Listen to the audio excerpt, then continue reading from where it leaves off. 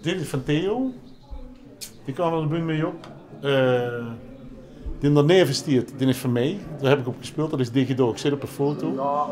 Die heeft mij door het moeilijkste moment in mijn leven heen geholpen. Het meer spannende moment. En dat was de eerste keer Pinkpop. Dat was bijna niet te doen.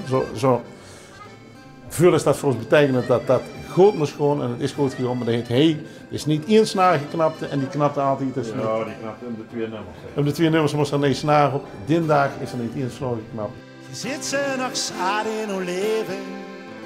Ze zitten alleen, niemand kijkt naar ze. Ze griepen er altijd net neven.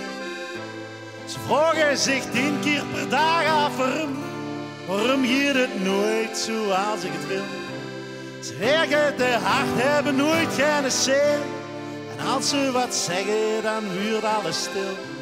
Ze doen wat ze doen op het verkeerde moment. Nou ja, als je iets voor Hohenhezen wilt weten of iets gemist hebt in al die jaren, is dit het moment om helemaal bijgespijkerd te worden, zeg maar.